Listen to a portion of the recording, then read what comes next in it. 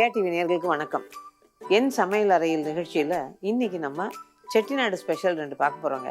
ஒன்று வந்து சூப்புன்னு சொல்கிற சூப்பி, செட்டிநாடு பக்கம் இந்த சூப்பின்னு தான் சொல்லுவாங்க. அடுத்தது காய்கறி பிரட்டல். ஸோ இப்போ வீட்டில் இருக்கிற இங்கிலீஷ் காய்கறிகளை வச்சு இந்த பிரட்டல் பண்ணுவாங்க. நான் முதல்ல இப்போ பண்ண போகிறது சூப்பு அப்படின்னு சொல்லிட்டு சூப்பி. இந்த சூப்பிக்கு பார்த்தீங்கன்னா இன்றைக்கி நான் வந்து பிளெயின் சூப்பியாக தான் பண்ணி காமிக்கிறேன். பட் இதில் என்னென்ன வேரியேஷன்ஸ் நீங்கள் பண்ணலாம் அப்படிங்கிறத நான் செய்யும் போதே சொல்கிறேன். இதுக்கு முதல்ல என்னென்ன தேவைன்னு பார்த்து சொல்லலாம், அதுக்கப்புறம் எப்படி பண்ணுறதுன்னு பார்க்கலாம். செட்டிநாடு சூப்பி செய்ய தேவையான பொருட்கள்: துவரம்பருப்பு 1/4 கப் வேக வைத்து கொள்ளவும், மெல்லியதாக நறுக்கிய வெங்காயம் 1, தக்காளி 1 பொடியாக நறுக்கி கொள்ளவும், பச்சை மிளகாய் 2, கொத்தமல்லி தழை சிறிதளவு, பால் 1 கரண்டி, பூண்டு 4 பல் நசுக்கி கொள்ளவும், நெய் 1 டீஸ்பூன், கருவேப்பிலை சிறிதளவு, தாளிப்பதற்கு சோம்பு 1/4 டீஸ்பூன், மிளகு 1/2 டீஸ்பூன், லவங்கம் 2, கல்பாசி சிறிதளவு, அன்னாசிப்பூ 2, பட்டை 2, பிரிஞ்சி இலை 2, உப்பு ருசிக்கேற்ப, எண்ணெய் 1 டேபிள் ஸ்பூன். இப்போ இதுக்கு தேவையான பொருள்லாம் பார்த்தோம் இல்லையா, இது எப்படி பண்ணுறதுன்னு பார்க்கலாம்.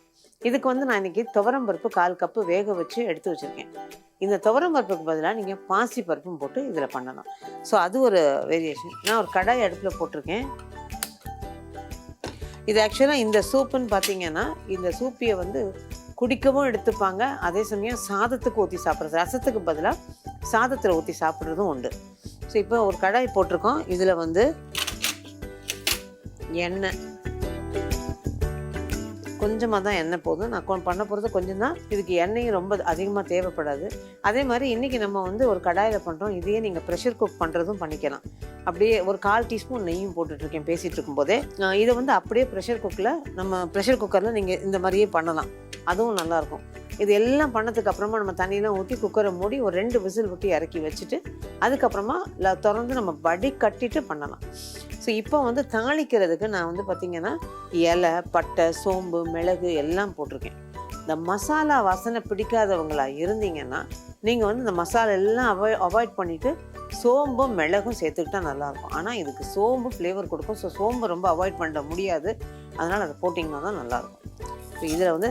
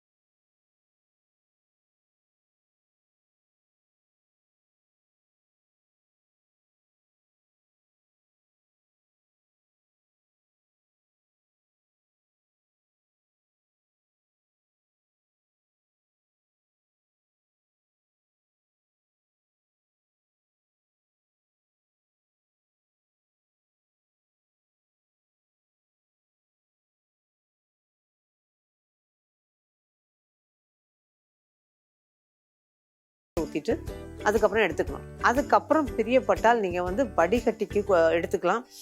அல்லது அது அப்படியே எடுத்துக்கலாம். பட் எங்கள் வீடுங்கள்லாம் பார்த்திங்கன்னா நாங்கள் வந்து வடிகட்டிடுவேன். ஏன்னா அந்த தாளிக்கிறது வந்து வாயில் தட்டுப்பட்டுக்கிட்டே இருக்குங்கிறதுனால அதை வடிகட்டிட்டு பிளெயின் சூப்பாக கொடுத்துருவோம். குடிக்கவும் கொடுப்போம், இதுவும் கொடுப்போம். இதில் என்னென்ன காய்கறி சேர்க்கலான்னு பார்த்தீங்கன்னா, பீட்ரூட் வச்சு இதுக்கு இந்த அளவுக்கு சின்னதாக ஒரு பீட்ரூட் போதும்.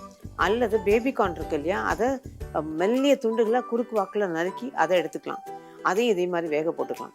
அதுக்கப்புறம் காலிஃப்ளவர், அதையும் இதே மாதிரி நல்ல சின்ன சின்ன பூக்களாக நல்லா கழுவி அலசிட்டு இந்த சமயத்தில் போட்டிங்க அப்படின்னா அதுவும் சேர்ந்து வெந்துடும்.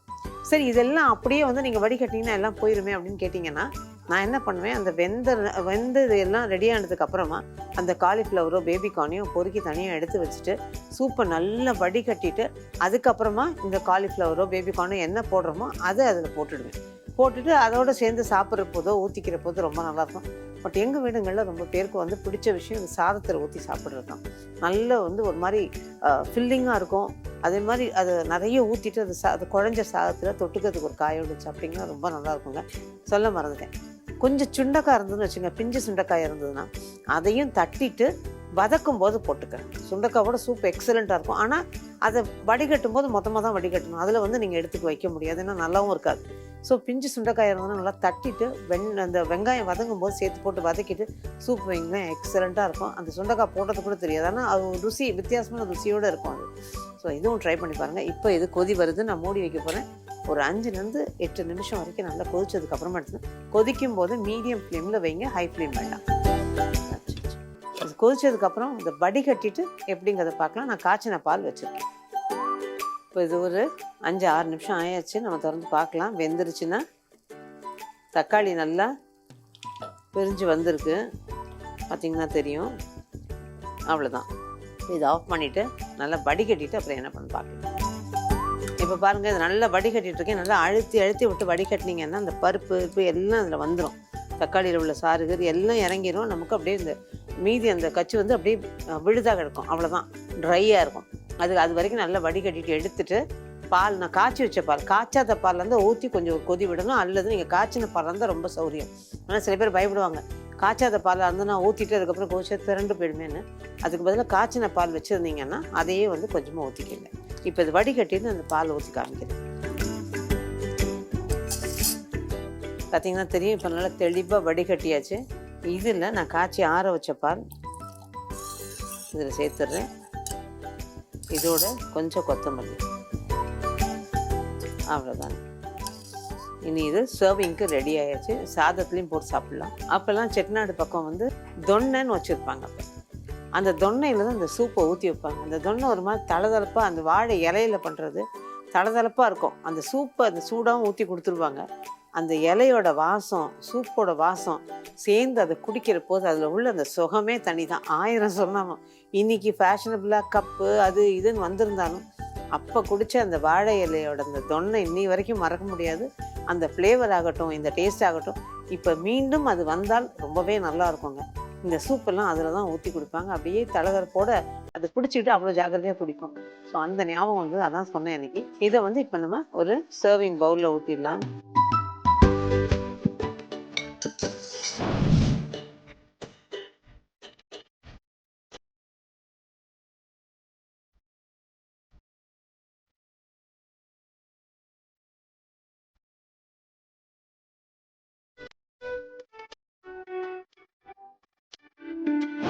இது பிடிக்க சாப்பிட நான் சொன்ன மாதிரி ட்ரை பண்ணி பாருங்க. இதோட கூட இனி அடுத்து நம்ம பண்ண போற இந்த இங்கிலீஷ் காய்கறி பிரட்டல் அப்படின்னு சொல்லுவாங்க. அந்த இங்கிலீஷ் காய்கறி பிரட்டலும் ஒரு சைட் டிஷ்ஷாக வச்சுக்கிட்டீங்கன்னு வச்சுக்கோங்க, எக்ஸலண்ட்டாக இருக்கும். இப்போ சூப்பு செஞ்சு எடுத்து வச்சாச்சு. இனி அடுத்து நம்ம பார்க்க போகிறது இங்கிலீஷ் காய்கறி பிரட்டல். அதுக்கு என்னென்ன தேவை, எப்படி பண்ணணும் அப்படிங்கிறத பார்க்கலாம். காய்கறி பிரட்டல் செய்ய தேவையான பொருட்கள்: கேரட் 1 சிறு துண்டுகளாக நறுக்கி வேக வைத்துக் கொள்ளவும், உருளைக்கிழங்கு பெரியதாக 1 தோல் உரித்து வேக வைத்துக் கொள்ளவும், பட்டாணி 1/2 கப், வெங்காயம் 1 பொடியாக நறுக்கி கொள்ளவும், தக்காளி 1 பொடியாக நறுக்கி கொள்ளவும், தேங்காய் மெல்லிய துண்டுகள் 5, இஞ்சி பூண்டு விழுது 1 டீஸ்பூன், மிளகாய்த்தூள் 1 டீஸ்பூன், தனியாத்தூள் 1 டீஸ்பூன், மஞ்சள் தூள் 1/4 டீஸ்பூன், சோம்பு 1/2 டீஸ்பூன், தாளிப்பதற்கு கடுகு 1 டீஸ்பூன், உப்பு ருசிக்கேற்ப, எண்ணெய் 2 டேபிள் ஸ்பூன், கருவேப்பிலை சிறிதளவு. இப்போ இந்த தேவையான பொருள்லாம் பார்த்தோம் இல்லையா இந்த காய்கறி பிரட்டலுக்கு. இதுக்கு பார்த்தீங்கன்னா இன்றைக்கி நான் எடுத்துருக்கிறது இது ஆக்சுவலி இந்த அளவுக்கு இந்த அரை கப் பட்டாணியும் ஒரு கேரட்டுக்கும் நல்ல பெரிய உருளைக்கிழங்கா இருந்ததுன்னா ஒன்று போதும். அதுவே நான் வந்து இன்றைக்கி பேபி பொட்டேட்டோஸ்ன்னு சொல்கிற இந்த சின்ன உருளைக்கிழங்கு இருந்ததுனால அதை எடுத்திருக்கேன். ஸோ இது வந்து ஒரு வேக்காடு இந்த கேரட் ஒரு வேக்காடு வேக வச்சு உருளைக்கிழங்கு யூஸ்வலாக அந்த பேபி பொட்டேட்டோஸ் வேக வச்சு தான் நம்ம பண்ண முடியும். ஸோ அதை வேக வச்சு எடுத்ததுனால நான் அந்த கேரட்டையும் வேக வச்சு எடுத்துக்கிட்டேன். பட்டாணி ஃப்ரீசரில் உள்ள பட்டாணி அப்படியே யூஸ் பண்ண போகிறோம். இதுக்கு முதல்ல ஒரு மசாலா அரைக்கணும், அதுக்கப்புறமா இதை தாளித்து விடணும். இது என்ன மசாலா எப்படி அரைக்கிறதுன்னு பார்க்கலாம். இதுக்கு வந்து தேங்காய் ஒரு 5-10 இந்த மாதிரி சேர்த்துக்கலாம். துருவின தேங்காயாக இருந்தால் 2 டேபிள் ஸ்பூன் இந்த அளவுக்கு சரியாக இருக்கும். இன்றைக்கி நம்ம பண்ணுறது ஒரு 3 பேர் நல்லா தாராளமாக சாப்பிட்ற அளவுக்கு பண்ணுறேன். இதில் சோம்பு 1 டீஸ்பூன் நிறக்கலந்து சோம்பு, தனியாத்தூள் நல்ல ஒரு டீஸ்பூன் நிறக்க அளந்தது, அதோட மிளகாத்தூள் 1 டீஸ்பூன் அல்லது 1.5 டீஸ்பூன் நம்மளோட காரத்துக்கு தகுந்த மாதிரி, மஞ்சள் தூள் கொஞ்சோண்டு போதும், இஞ்சி பூண்டு விழுது இது மட்டும் நல்லா ஒரு 2 டீஸ்பூன் வர மாதிரி எடுத்துக்கோங்க, சரியாக இருக்கும். இதில் கொஞ்சம் வெங்காயம் சேர்த்துப்போம். இதில் அரைக்கிறதுல கொஞ்சம் வெங்காயம் இருந்தால் நல்லாயிருக்கும். இது சின்ன வெங்காயமாக இருந்தாலும் நல்லாயிருக்கும்.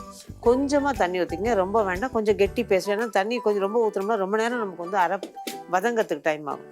இப்போ இதை வந்து நல்லா நைஸாக அரைச்சிக்கணும். நைஸாக அரைச்சிக்கணும் அப்படின்னா தேங்காயும் இந்த சோம்பும் நல்லா அரைப்படணும். அந்த அளவுக்கு இதை நல்லா நைஸாக அரைச்சிட்டிங்கன்னா சரியாயிடும். இந்த மசாலா அரைச்சாச்சு பாருங்கள், ரெடியாக இருக்குது. இப்போது எண்ணெய் ஒரு கடாய் அடுப்பில் ஆன் பண்ணியிருக்கேன். இதில் எண்ணெய் ஒரு 3 டேபிள் ஸ்பூன் அளவுக்கு நம்ம ஊற்றிக்கலாம்.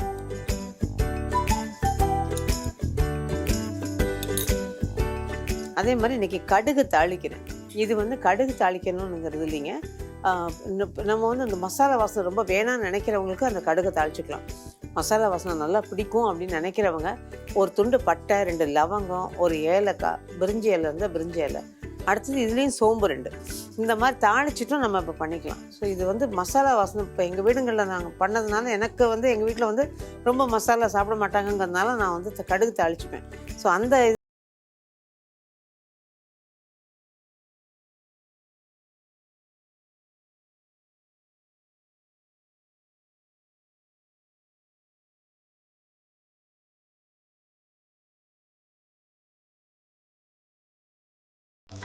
கடுகு நல்லா பொரியட்டும்.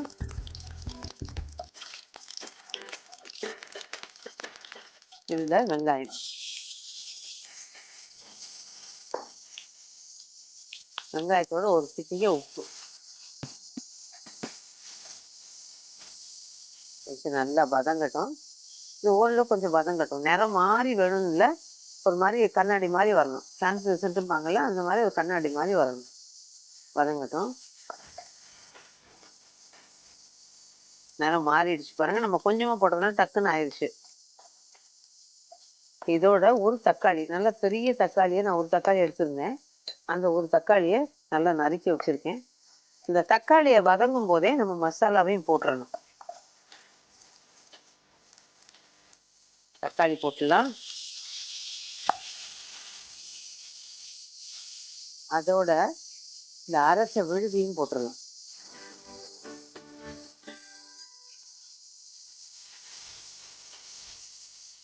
இப்போ இந்த காய்னா கேரட்டில் கொஞ்சம் உப்பு போட்டு வேக வச்சுருந்தேன், மற்றதெல்லாம் நார்மலாக இருக்குது.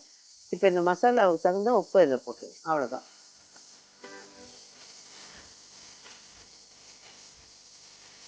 தக்காளியும் வதங்கி இந்த மசாலாவும் பச்சை வாசனை போகும். அந்த நேரத்தில் காய்கறிகளை போட்டு லேசாக தண்ணியை தெளித்து அல்லது மிக்சியை கழுவும் தண்ணி இருந்தால் அதில் ஊற்றி நல்லா கறந்துட்டு தீயை குறைச்சி வச்சு மூடி போட்டு ஒரு 5லேருந்து ஒரு 8 நிமிஷம் வரைக்கும் விட்டுட்டோம்னா அந்த காய்கறியில எல்லாம் சார்ந்துக்கும்.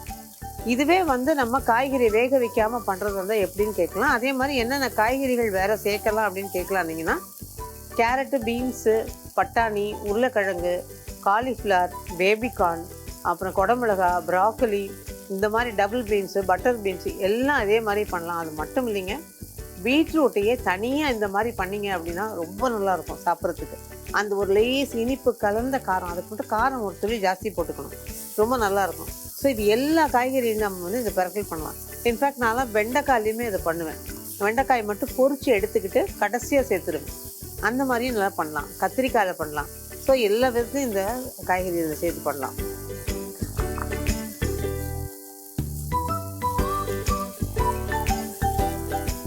இப்போ இது ஓரளவு நல்லா வதங்கிருச்சு, பார்த்தீங்கன்னா தெரியும். இந்த எண்ணெய் கசிஞ்சு வருது இல்லையா? அப்படின்னா ஓரளவு பச்சை வாசனை போய் வதங்கியிருக்குன்னு அர்த்தம். இதுக்கு மேலேயும் சுருளை விடாமல் மற்றது நம்ம சேர்த்துட்டோம்னா அதுக்கப்புறமா அதை திரும்ப அதோடு சேர்ந்து வேகும்போது சரியாக போயிடும்.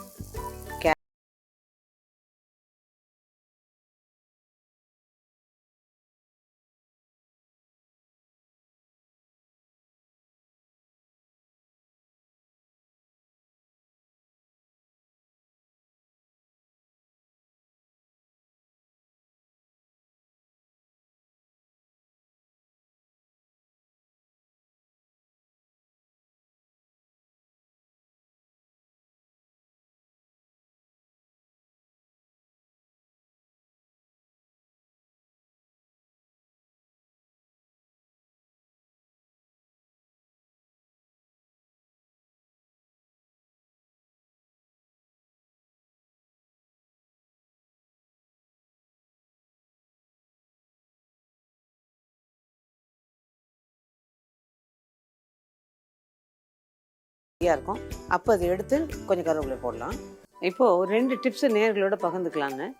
இது டே டு டே நம்ம பண்ணுற ஒரு விஷயம். பார்த்தீங்கன்னா நிறைய பேர் அந்த டீ கடைக்கோ இல்லை காஃபி கடைக்கோ போயிட்டு சாப்பிட்டுட்டு அவன் கொடுக்குற காஃபி மட்டும் நல்லா வாசமாக இருக்குது, நல்லா இருக்குது, அது நம்ம வீட்டில் ஏன் சரியாக வரல அப்படின்னு கேட்குறது. நிறைய பேர் வீட்டில் நல்லா பண்ணுவோம், ஆனாலுமே ஒரு சின்ன இது இருக்கும் வெளியில் சாப்பிட்ற போது. அதை நம்ம என்ன பண்ணணும்னா பாலை காய்ச்சிரும் இல்லையா? நிறைய பேர் வீட்டில் அது அந்த பால் குக்கர் வச்சுருந்தா அதை உயின்னு கற்றுனதுன்னு இறக்கிடுவோம். காய்ச்சறவங்களா இருந்தால் அது பொங்கி வந்த உடனே இறக்கிடுவோம். அப்படி இல்லாமல் பொங்கி வரும்போது தீயை நல்லா குறைச்சி வச்சுட்டு ஒரு 5 நிமிஷம் நல்லா கொதிக்க விட்டீங்கன்னு வச்சுங்க, அந்த பாலில் உள்ள பச்சை வாசனை.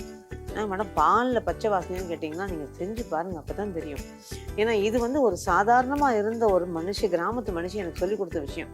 நான் அந்த அம்மா பேர் பாண்டிமா. நான் சொன்னேன், எப்போ பாரு நம்ம வீட்டில் பால் வித்தியாசமாக இருக்குன்னா, இல்லைம்மா நீங்கள் கொதிக்க விடுங்க சின்னம்மா, நல்லா கொதிக்கட்டும், கொதிச்சதுக்கு அப்புறமா தான் அது நல்லா அந்த பச்சை வாசனை போனால் தான் உங்களுக்கு நல்லாயிருக்கும். ஸோ அதை ஃபாலோ பண்ணுறோம். அதனால தான் காஃபி டீயோ ரொம்ப நல்லாயிருக்கு. அதே மாதிரி கடைங்களில் டீ கடைங்களெல்லாம் அவங்க அந்த பால் கொதிச்சுட்டே இருக்கு பாருங்கள். கொஞ்சம் தண்ணி ஊற்றி கொதிக்க வைக்கிறதுனால அந்த தண்ணி அட்ஜஸ்ட் ஆகி பால் சரியாக வந்துடும். அது கொதிக்கிறதுனால தான் அந்த ஃப்ளேவர் கொடுக்குது நமக்கு அந்த டீயோ காஃபியோ.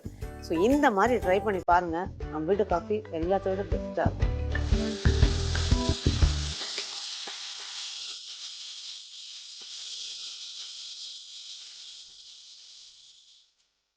பால் பற்றி சொல்லிட்டு இருந்தேன்னா, தயிர் கெட்டி தயிராக இருந்தால் எவ்வளோ நல்லாயிருக்கும்.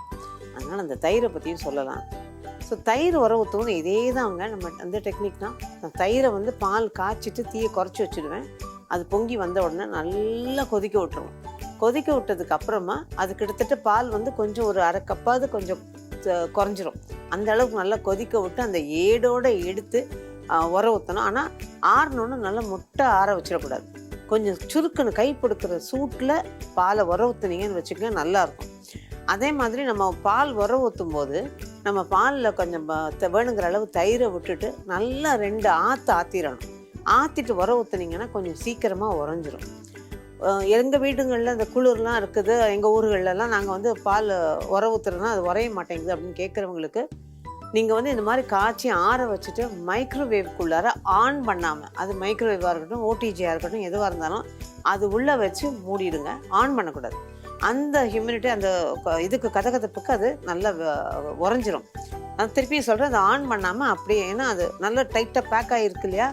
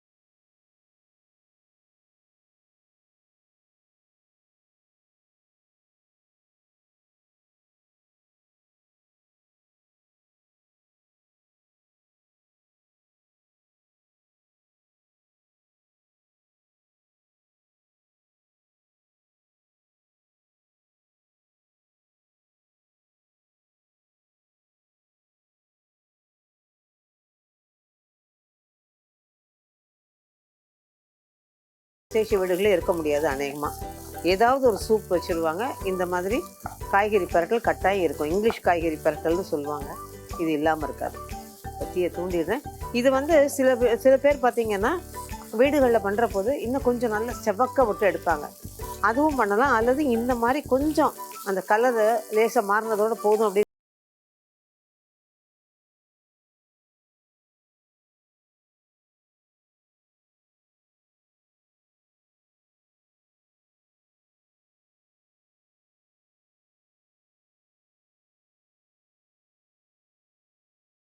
சாப்பிட்டு பாருங்க. எக்ஸலண்ட்டாக இருக்கும்.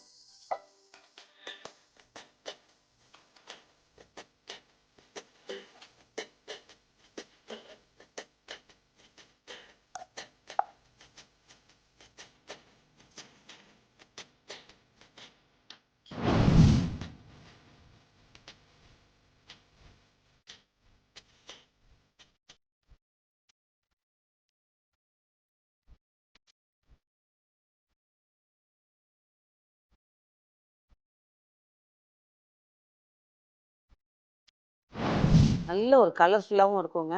ட்ரை பண்ணி பார்த்து சொல்லுங்கள். மீண்டும் சந்திப்போம். நன்றி, வணக்கம்.